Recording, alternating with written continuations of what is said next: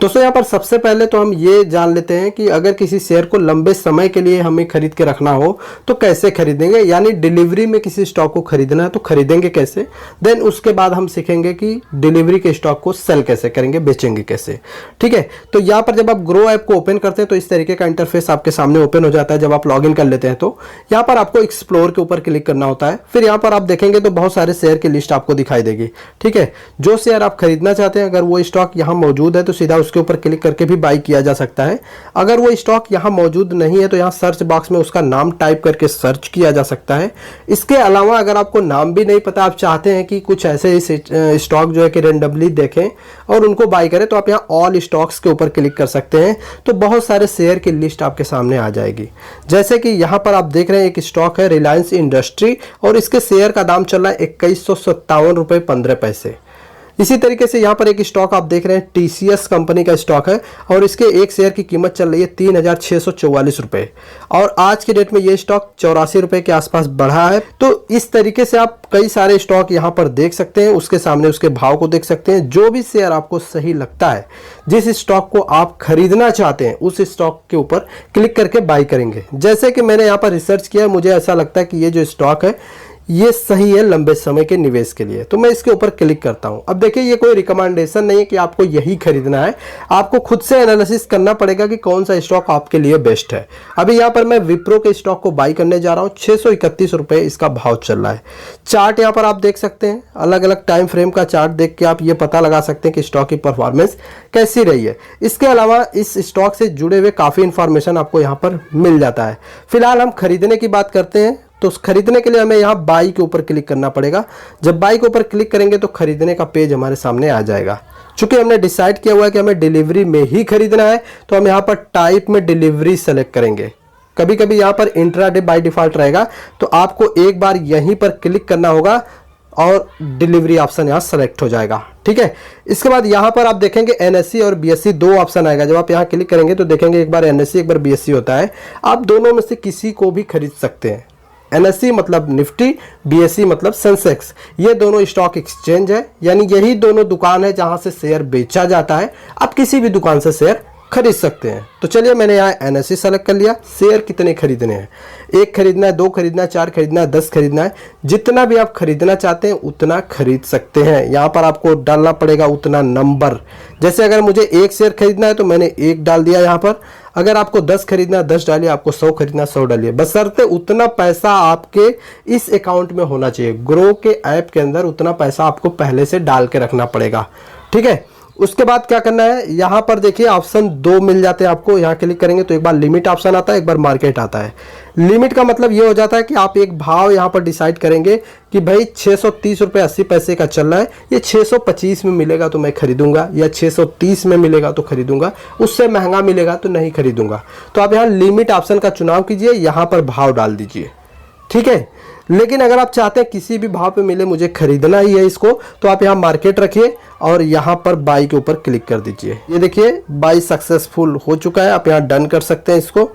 जैसे डन करेंगे तो आप सीधा डैशबोर्ड के ऊपर शिफ्ट हो जाएंगे, डैशबोर्ड ऑप्शन के ऊपर शिफ्ट हो जाएंगे।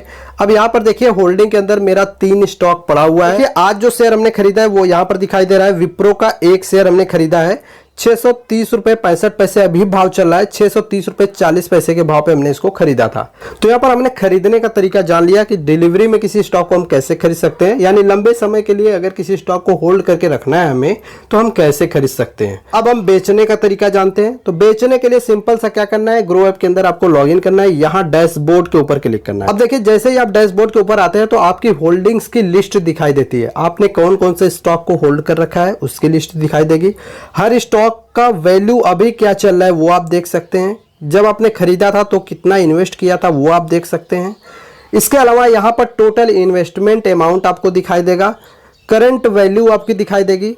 टोटल आपने इतना पैसा लगाया था, अभी टोटल आपका इतना पैसा बना हुआ है। यहाँ पर टोटल प्रॉफिट और लॉस दिखाई देगा, इन सारे का मिला के।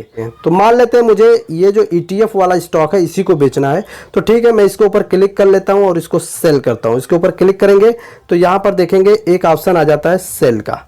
सेल के ऊपर क्लिक करना होगा। जब आपने खरीदा था तो डिलीवरी ऑप्शन सेलेक्ट था, तो अभी भी डिलीवरी सेलेक्ट रखना है।